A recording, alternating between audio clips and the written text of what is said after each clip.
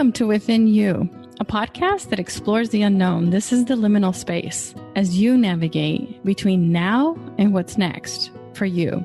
I'm Vivian Carrasco, wisdom teacher and mindset mentor based right here in Funky Town, which is Fort Worth, Texas.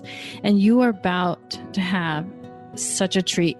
Rebecca and I just had an amazing conversation that you're about to listen to around her transitions, some of her insights, and some of the unlearning that she had to go through as she traveled her liminal journey. And we all continue to move through. So enjoy. It's been like this kind of weird life. You know what I mean? Yes. I do know exactly what you mean. It is a weird life. The new normal has not settled into normal yet. Right. And so I want to record right from there. The new normal has not settled into normal yet. That is a perfect segue, Rebecca. And you have, if you're listening to us for the first time, you've joined Vivian and Rebecca on the Within You podcast. And what I was about to share with Rebecca is how fascinated I am by transformations of identity, transitions from one way of the world seeing you and you seeing the world to another. And the last time you and I talked, Rebecca, as far as I can recollect, and my memory tends to do beautiful things over the years, but from what I remember, you were making some decisions about pivots in your career. And what I see from your online presence is that it seems to me you found a way to stand in both worlds. Tell me where I'm wrong. Yeah, no, I think that is feeling more and more true every year, to stand more fully in, you were saying, just be you. And it's like, yeah, I know how to do that now. Way more, no matter where I am. And there's still a little, it's not 100%, I would say, in each world. But yes, I am standing more as my shamanic coachy self while in academia, and standing more as my academic self in those coachy shamanic circles as well. And it is that transition that you were talking about. It really is part of what I'm learning, still learning and unlearning. Mm-hmm. That's a beautiful distinction. Now, one of the things that folks are really curious about, because we're impatient about timing, so I wanted to share how long this transition has been. And it sounds like from what you said, you know that there's a path ahead of you. So you're not there yet, but you're still traveling. But how long have you been on this road? It's been a while. I am one of those people that loves a quick turnaround, and patience is definitely not my forte, but I am learning so much because it's been really about 15 years ago. I said, you know what? There's something missing. And that's when I started learning mindfulness and really thinking about how to bring mindfulness into an academic setting. And that was kind of the first step. So that was 15 years ago. And now, it's fully accepted in my academic career that of course I'm doing mindfulness, and that's like my whole trajectory of research. And people don't even, blink when I say I'm doing that. But each successive year, it was like, then I added in yoga, and then I added in, maybe next was coaching, and then I added in Reiki, and then I added in shamanic practice. And people are raising eyebrows at each level of like, okay, so even shamanism, it's been 2 or 3 years since I've added in that piece, and that is really still evolving. So over the course of 15 years, it really hasn't become clear until the last, I would say, 2 or 3 years of like, oh, this pulling together of all of them is where I'm supposed to be. Mm-hmm. That sounds beautiful. Now, it's becoming clear, I heard you say. So you are expecting more clarity as you move forward. Yeah, my experience is that every step that I take, every action that I, kind of say like, well, I'll just try this, a little more becomes clear. And so I think I used to think that it would just be clear and that would be clarity and then I would be done. But that's not my experience of how it works. It's that there's a little more clarity and then the next step is taken and then a little more clarity. And so I feel as if there is even more clarity to come. Like now I can energetically and intuitively kind of feel into, well, is it here or is it not here yet? And it feels like not yet. It hasn't unfolded completely. There's more to discover. There's more to uncover. Beautiful. I love about where you are now is that you've found a way to incorporate both and my hunch is that across the past 15 years, maybe you were faced with decisions where you felt like you had to give something up in order to have something else, but it seems like you've integrated both. Is that true? I think I do had to give up some things, but they were things that I didn't know I was holding on to. So, holding on to beliefs, holding on to certain fears and ways of being, that, it has to be a certain way for me, pushing has been an old pattern of how to get things accomplished and done is to push through it and strive. And I've really found that the more I am able to unlearn, that's one of the things I'm really unlearning and letting go of, the more I am able to really embrace the both and, as you said. I love that phrase because it is this, well, I can be an academician, I can be, teaching and incorporate the things that I love that isn't typically associated, I teach speech language pathology, and I've been incorporating communication coaching in my speech language pathology classes. And so instead of just traditional rehab, it's, well, how can we include some of these measures, the things in coaching that are very beneficial and valuable, and not only for the students in their own lives, but also for working with clients and the patients that those students will see. So it really is, a both and. All the information from academia is valuable and part of who I am and serves this other world that is outside of academia. Mm-hmm. So you mentioned that you're unlearning the pushing. What has replaced it? Instead of pushing, what do you do now? That's such a good question. There's a lot more allowing and a lot more pausing that I'm doing. So this, taking a breath has always been a fundamental piece since I learned mindfulness, but there's something more about this being okay with waiting, with not knowing, with allowing what wants to arise to happen and being open to, yes, I might need to take action. Let me be led into that next action instead of, okay, I'm going to figure this out with my mind. It's much more body-based. It's much more heart-based instead of mental energy, mental gymnastics of, well, I know I'm a smart kid and I can figure this out. That really resonated with me. And it sounds a lot like the path that I went through. And when I am in that space, I call it the flow. What is being led? That's the language you use, being led versus figuring it out. What's the distinction? How can you compare the two each other? That's such a good question. Yeah, for me, figuring it out, it feels very different in my body. So I have really shifted from thinking about things, which is all up in my head, physically. If I tune into where do I feel that in my body, it's really working from a headspace. So it feels almost like I'm leaning in. But when I think about being led, there's a grounding into the earth, a feeling of settling, and almost as if there's a string from my heart that is pulling me forward. So there's, instead of leaning in, it feels like this gentle guiding that's happening. And I feel like that, for me, my experience is my body is the conduit to receive information from my guides, from intuition. And it's about listening then to the instrument of my body. I love that. I had to pause to just kind of take that in a little bit. I really, really love that. Now, one of the things that I've noticed about your language is you keep referring to my experience. And I want to point that out to the listeners because What I have found in my journey is that folks are looking for a roadmap or a set of instructions, and you can have sort of guideposts, but everyone's, in my opinion, everyone's experience is different, and we have to be open to that differentness happening and it not being the same as someone else's. What's your opinion of that?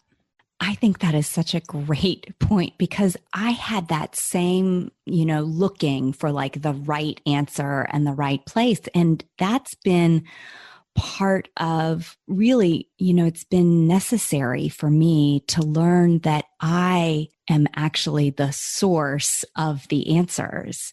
And it's that learning to trust myself is still one of the biggest lessons I'm learning.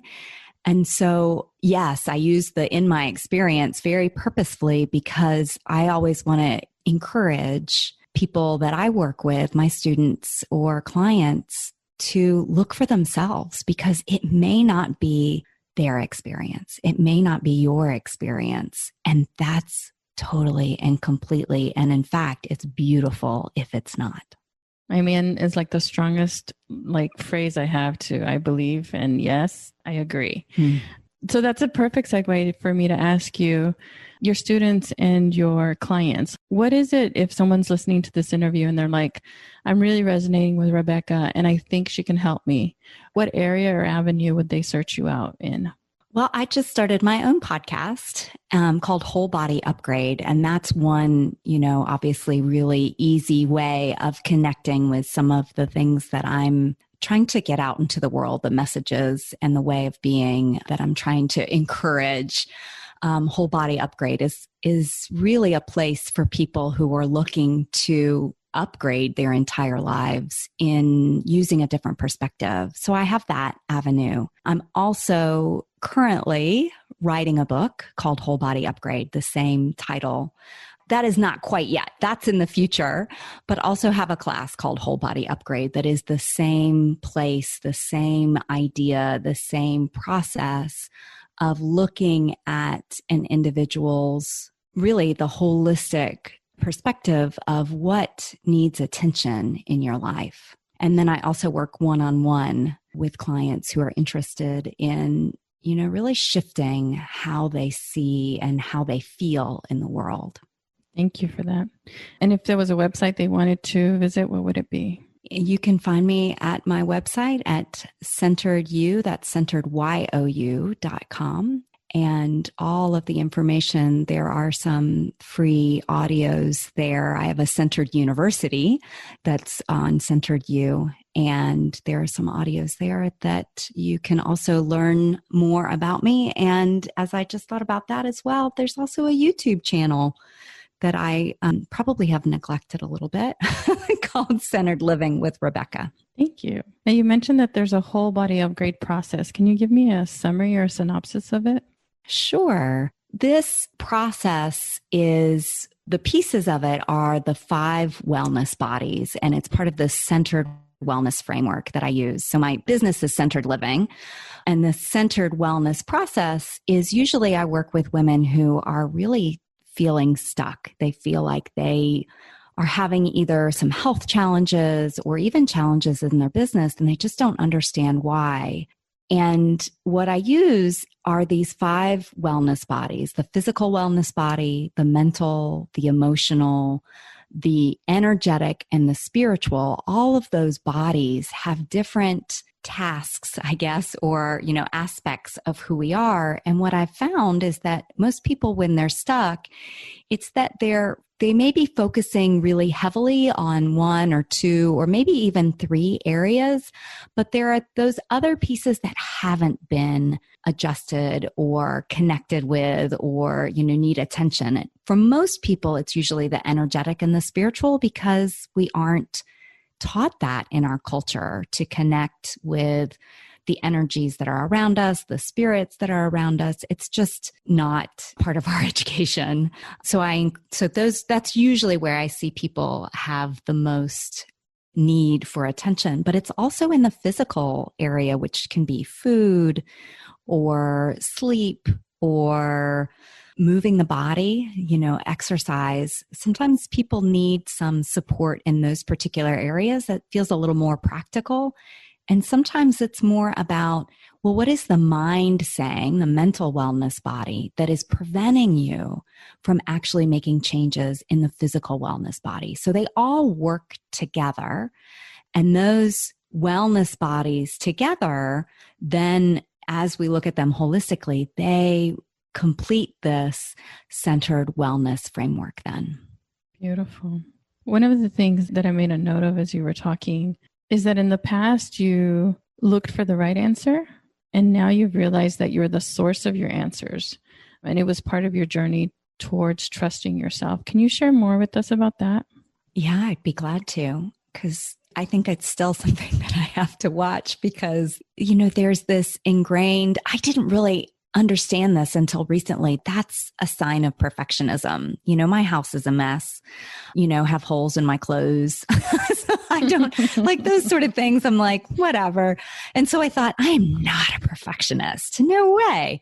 But the search for the right thing, the right answer, the right path, the right choice, really, the word escapes me, but it's really drove me in directions that probably weren't as beneficial for me because I was looking exterior to myself instead of interior. So there might be, you could kind of put in air quotes, there might be a right decision for me, but I was looking externally for that right decision. And that really kept me from turning that attention instead of externally, from then shifting it, switching it back to what do I love? What do I desire? I know a lot of my clients are like, but isn't that selfish, right? Like if I look at what I want, and it's a very different energy to look at, well, what is true for me? Maybe that's a better word. What is true for me in this moment?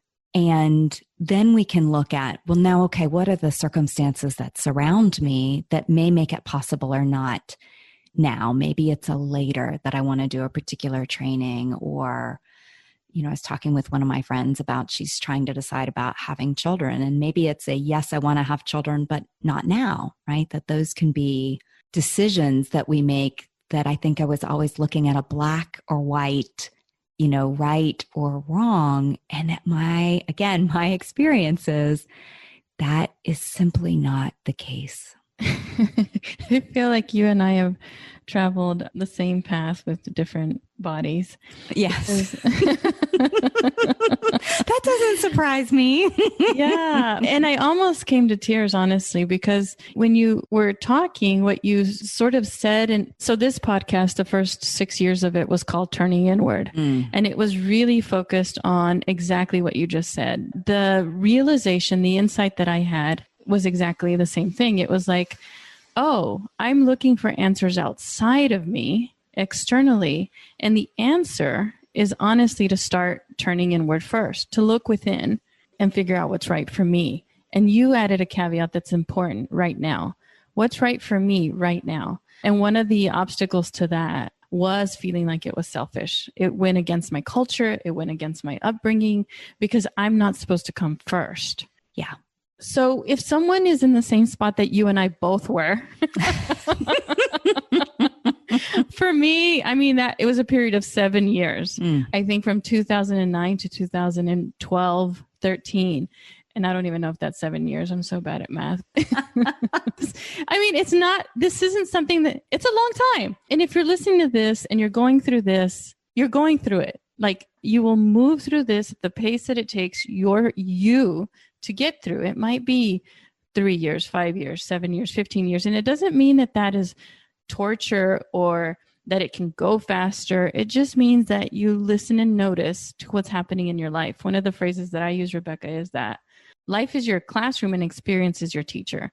Much like what you talk about with, listening to the body, because our experience teaches us if we let it. But it's important to note that this isn't a fast process. It's an unfolding and a discovery, like you mentioned. So if selfishness was one of the things that you and I both felt held back from exploring this, what's another thing that sort of stood between you and looking for the answers within, in addition to selfishness? Because I think that'll help folks that are listening to this to say it's not right because I shouldn't come first. And what else do you feel like stopped you from moving in that direction that other people might be going through right now too? Well, it's interesting because I was, as you were talking about selfishness, it's interesting that for me, it's almost like it's selfishness that keeps showing up, but in different ways. So it's like, okay, it's not like I'm totally finished with that. I am never going to see that again. I remember when the children, I have 2 boys, and when they were babies, it was like, oh no, it's not selfish for me to take a shower. Right. And then now it's coming back again in terms of like, well, how much time can I expand for myself? It's like there are these increments of what am I allowed? Right? What am I allowed to give myself? What am I allowed to receive? And sometimes it looks like selfishness. Sometimes it's just simply the act of like receiving something that is blissful and heart expanding. And I think that sometimes may not look like selfishness, but may come down to a very similar root. Like, can I really take this next level in? Oh my gosh. I missed our talks. I know, it's been too long. And right now I'm being reminded at literally this feeling of this, like, I don't even know how to describe it in language. Going back to what I said earlier of walking the same path, but in different bodies. Because one of the things that I find with my students, my clients, the folks in within university, and I didn't realize how important it was until recently. So I want to really put a pin in what you said earlier. The idea that we revisit whatever the core belief is that we're unlearning. So it's not something that one of my clients said. I really thought, like, when you're saying, as you look back, what have you learned? One of them said, I thought that I was going to write this on my to-do list and then be able to put a check mark and say it's done, right? Right. It's never done. The metaphor I use is it's like laundry. Like there's going to be more. So don't feel like, you're just, there's going to be more dirty dishes. It's something that you just have to do over and over and over again. So it's never finished. Whether it's selfishness or whether it's not done, but like you said, it expands and maybe the echo isn't as strong. That's what I found in my experience. It's almost like a faint smell now when it comes up and I'm like, oh, I recognize you. I know what this is. Let me just sit with that a minute. One of the questions that just popped up for me, I'm reading a book and I don't want to move and unplug the microphone. One of the questions in this book is, what's the shape of your life? The shape of my life and the shape of my practice is this conch shell, this same sort of idea that we turn towards and then out to receive and integrate within, and then it expands. And this weekend we were at the beach and I was considering this question, what is the shape of my life? And I felt really solidly centered around this image. And then it was funny. My husband brings me a broken conch shell that has this expanding sort of like circular, and it was the exact image I had in my mind. And one of the reasons it's funny is because my husband has I don't know if the word is detest, but I collect rocks and shells like on my mantelpiece. Like one of my most treasured objects is like a rock. So I don't look like, in air quotes, normal world. And it's been in sort of a point of contention for us. And so for him to bring me a shell for me to keep is like a miracle. And then for it to be the image that I had in my mind was also sort of special and meaningful. But that's the question that I want to ask you. And we can revisit this because I know I'm putting you on the spot. But if you were to imagine a shape of your life, like what would that be? And like I said, for me, it's this expanding circular shell because we revisit and integrate things. But do you have a shape that comes to mind for you? Really is a beautiful question. And the first shape that comes to mind for me is actually a tree. And it's, anyone who visits my website or knows or on social media with me knows that I have a particular affinity to trees. And it is the shape of my life because I do feel like there's a deepening of root structure that's happening as I'm also growing up taller. And, the rings on the tree are being built out. I'm expanding in all directions. It's slow. It's slower growth. And it's happening below the surface too, where maybe people say, well, that looks a lot like Rebecca. She doesn't look different. And yet, there is a lot of change that has happened in the last 15 years from the first moment I said, there's something that needs to be different. And I don't know what it is, right? There's something that I'm not really sure of, but I know that it's happening. So that's my first vision that comes to mind. Thank you for sharing that. And for our listeners, I want you to maybe push pause or consider this as a question to bring to your journal tonight or in the next week, in the next month, or whatever your personal practice is. And I would encourage you, if you're going to, answer this question, to answer it again from your heart, from the whole body, like Rebecca mentions, rather than just what you think is right or what you think someone else might want you to say. So I just wanted to put a little practice in there for the folks that are listening to us, Rebecca, because my folks like to say, how do we put shoes on this? Like, how do we do this too? So yes, I just wanted to add that little exercise or activity. I love your image. I have an affinity to trees too. And one of the things that I want to mention again for the listener is you said that there's changes that happen under the surface that you don't see. As I move through my transformation, as I move through my whole body upgrade, I'll use your language, it was fascinating for me to realize that everything was different, but nothing on the outside had changed. So nothing on the outside. So anyone looking at me couldn't see like physical changes, but I knew that I had almost had like a rebirth. Like I was not the same person anymore. And it sounds like you also experienced that. Can you tell us more about that? Yeah, I love that rebirth imagery because and I actually remember the moment I knew that something, seismic had happened, a shifting that had really happened. And I do think it might have been 16 years ago, right before that. But there was that moment where I just thought, I have a completely different perspective on the world now. And I can never go back to not knowing it. And it really changed something. Like it felt cellular inside of me, that it changed something about who I was on a cellular level that thankfully could never be undone.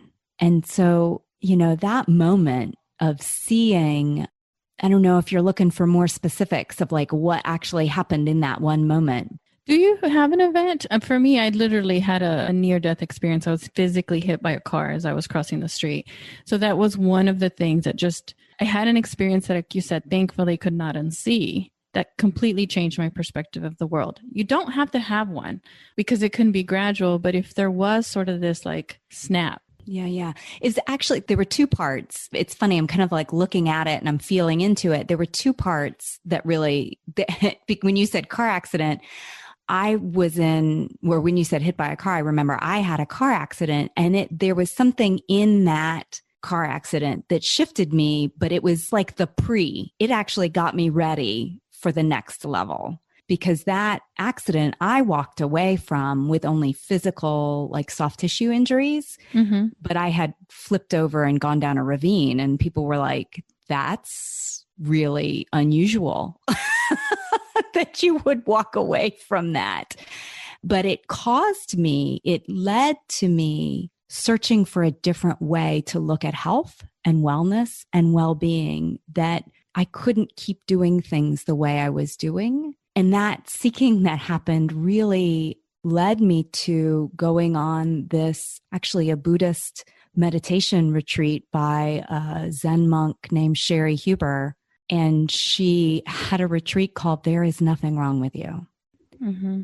And in that retreat, it really did shift. That was like, I came back from that and I remember saying to at the time I was dating my husband, my now husband, we weren't dating. I mean, we weren't married yet, but I remember saying, I can't even explain that I am different now after that retreat. And I think that goes back to, what we were talking about is what kept you all those years from moving forward, or the different pieces. It was that, oh no, I'm worried about being selfish. I think actually goes down to the, underlying all of that is the I'm not good enough story.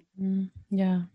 And that piece is where that moment, that retreat really started the possibility that maybe there actually wasn't anything wrong with me. I love what you just said for so many reasons. So I just want to reflect a few of them back to you. One of them is, and all of us, you and me included, I'm going to say that, and everyone listening has these events or these insights or these aha moments that happen.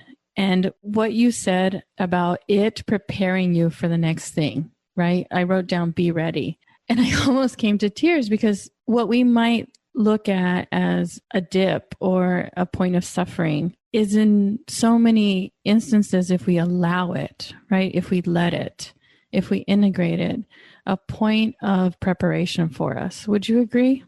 I've got a little one who's tapping on my window, my child. Oh, that's okay. That's okay. How old are your boys? They're 9 and 13, but my 9-year-old is like looking, yes, he's looking for something. And I want to make a point. I don't want Christy or her team to edit this out. I want it to be included. My boys, 10, 11, 12, 13. Oh my God, there's also 4 years apart. And I remember that age so much. Not my favorite ages but because I adore the sort of toddlerhood, so tend to him if you need to. Yeah, I was going to say, he just wants the dog that's in with me. You do that and I'll talk, because what I want to share is exactly this, happens while you're doing things. So I don't want that edited out because I feel like it's beautiful. It's a beautiful part of the distinction that I see in the difference between working at home now and when I used to work at home 20 years ago. I wanted those walls to be airtight, and I wanted them to be almost like nobody knew I had children or that I was working at home. And I love to see women who hold their babies on their Zoom calls, or who, I just wanted to be able to integrate this whole experience into the part of life that we're living collectively, around the world right now with the pandemic, is this integration of things that happen. So I'm sorry, I feel like I got a soapbox about that. No. I love that. I actually love the integration, and yes, to embracing things as they are instead of resisting and fighting. And so maybe you could repeat your earlier question. And I will. And I want to share, if you're new listening to the podcast, Joshua and Jacob are my sons, and I mention them a lot. They're right now 24 and turning 30, I think. Like I said, I don't attach to numbers in math a lot because I used to lie about my age so much. I don't even know how old I am. So I feel nostalgic about all the ages that my boys were, but at 4 years apart, for me, I just wanted to share 18 to 36 months was magical, just watching them at that age. But every age is cool. So as a mother of boys, I'm a mother of men. So I also feel like I share that experience with you too. For me, it was so much fun. I loved hanging out and getting dirty and being active with them. They really are magical, and they're very, they're just amazing little beings. And sometimes they tap on the window when I'm on a podcast. They went outside to tap on the window. So it was they knew they couldn't knock on the door, so they went around the other way. They're finding their way around, right? Right. They're very creative. I remember when little fingers would try to get under the door if I tried to close the bathroom. Oh, yes, I remember that too. How absolutely awesome. Love to hear, guys. I think, so going back to the question, it might change a little bit because I also believe that you can't step in the same river twice, right? There's a moment and then there's no way to recapture that in the exact same way. So I think right now I just want to allow for that question to change if it needs to. I miss my boys being young. So I think I was was that when you shared that experience, the initial one, the car accident and walking away without any injuries, I heard you say that it opened up maybe, and I'll add language to this, a window or a door to something else being possible. And what I wanted to point out to folks is that we have events throughout our lives that do the same thing. They can be whispers or they can be earthquakes. But there's, in my experience, I love sort of mirroring your language. They expand and open us to more possibilities. Yeah. And it's been, I can look back now at this kind of timeline of all of these events that at the time, as you said, felt like a lot more like earthquakes than whispers. And looking back, it was, oh, thank you, right? Like they were all preparing me for this one moment. And it's so hard to see at the time, but looking back, it becomes this opening, this doorway. I love that of, oh yeah, that diagnosis. I was diagnosed with polycystic ovarian syndrome. And it was, again, another one of those nudges from the universe of how can you look at health differently? How can you look at wellness differently? Migraines that I had in graduate school, how can you do things differently? How can you question the healthcare system? And that's, really a lot of the work that I do today is guiding the women who say, well, my doctor says nothing's wrong with me. And that was my exact experience. And so I had to forge my own path. So without those experiences, I wouldn't be able to help the women that I'm helping. I'm at a loss for words because that just feels so powerful. And there are two things that, God, I want to go in so many different directions with you. It's so rich and delicious. The first one is the idea that you said, thank you. I know in my experience with the folks that I talk to, there is this fear, this hesitation that it'll be something you regret or something that'll go wrong. And for me, in my experience, I am grateful. I'm grateful for everything that's happened because I wouldn't be who I am and where I am now, even though physically, like on the outside, that's not really any different but I know I'm a different human being. So the idea that you're also saying, thank you for this, right? Yeah. That even though the abyss or the darkness, I talk a lot about the darkness and walking through the darkness because you can't see what's ahead of you.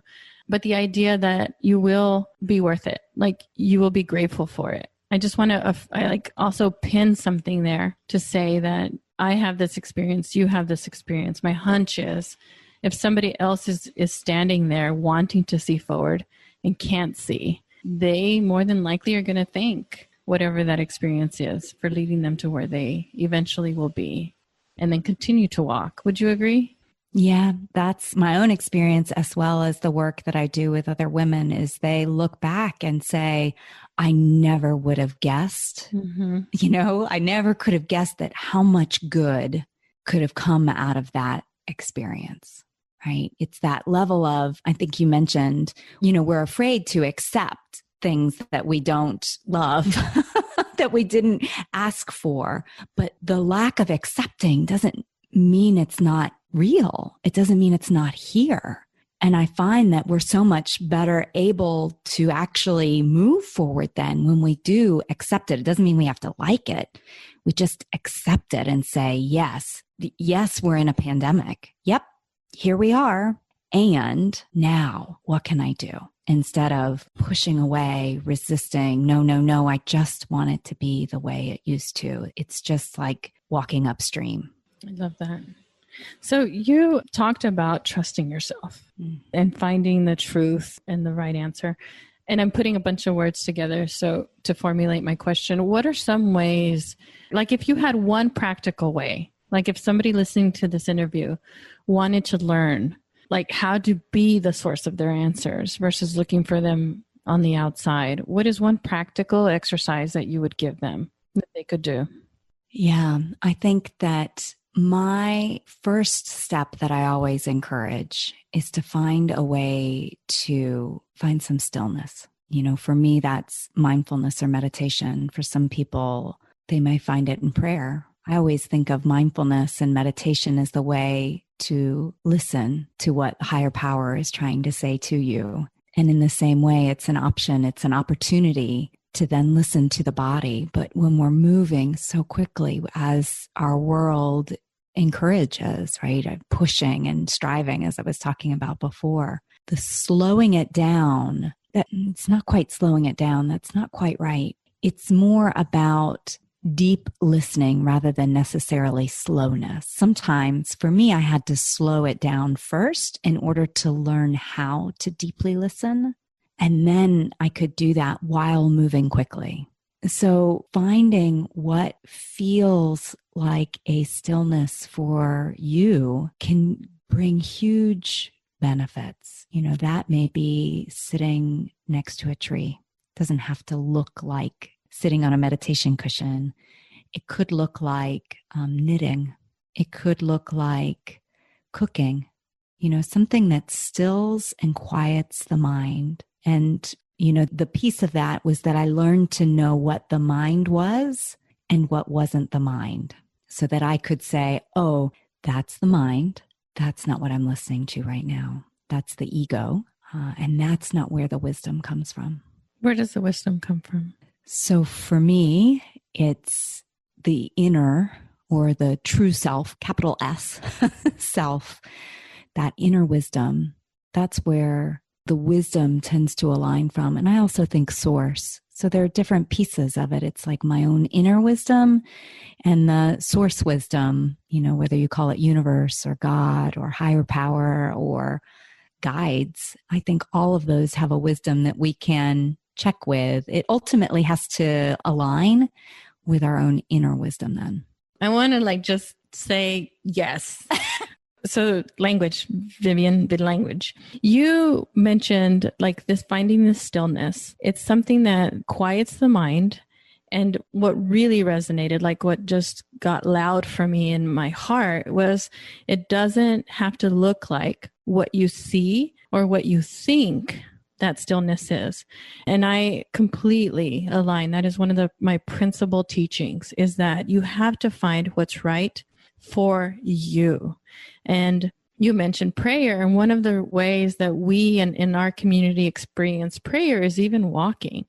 So stillness doesn't have to being still. Right. It has to be an activity, like a practice that quiets your mind so that you can hear your heart and source and your intuition and God, by whatever name you call her, Yes, Yes. Exactly. I love that, because there's so many people that sitting still just activates the mind. And so this opportunity of moving the body, it's why yoga can be so calming for people, right? It brings out of the mind and then into the body for that feeling of stillness, not necessarily the act of sitting still. Amen. Yes, definitely. So for anyone that's listening, that's kind of dipping their toes into a meditative practice or what do they call them? Meditation, or there's other language that's coming up around what this is. But one of the points that I'd like to draw out, which you just mentioned, Rebecca, is it doesn't mean being still, and it doesn't mean that it looks like what you see, whether that's on TV or on the internet or from your friends. We have our own unique way that we travel to our hearts. And part of, I think, this journey that we're on is discovering what that is for us. Yeah. And that's going back to trusting yourself, right? That, this is what feels like stillness to me. This is what brings, resources myself. This is what calms my mind. And so I don't have to look externally. I can believe that. I can trust myself. Yeah. And another thing I want to encourage folks that are listening to this, that it may be going through the experience, is because I found that with me, I tend to, you and I are both familiar with the Colby. Mm-hmm. So I'm a quick start, a high fact finder, which means I flutter around to different things. And for much of my life, I thought that was a bad thing. But we have a tendency that we move through experiences. So I just want to encourage everyone to be compassionate towards and kind towards however they move through this, whether they're sticking with the practice for 5 minutes or for 5 years, but moving through whatever speaks to their heart is the key thing. Just finding the right fit. Right. Finding the right fit at this moment, right? Because it can change. Yeah. It can change. And that's okay. That's the beautiful part, is it can change. And it does change. Yes. I can't even tell you the number of practices I've gone through, and they seem to follow the seasons of my life. So, oh, that's beautiful. This has been a completely delightful conversation. And obviously, before we end, I want to give you an opportunity again to invite folks that are listening to connect with you. So how would they do that, Rebecca? Tell us like the full scoop. The full scoop. I love it. Well, you can always find me on Facebook, Centered Living. You can find me there. You can find me on Instagram at Centered You, YOU.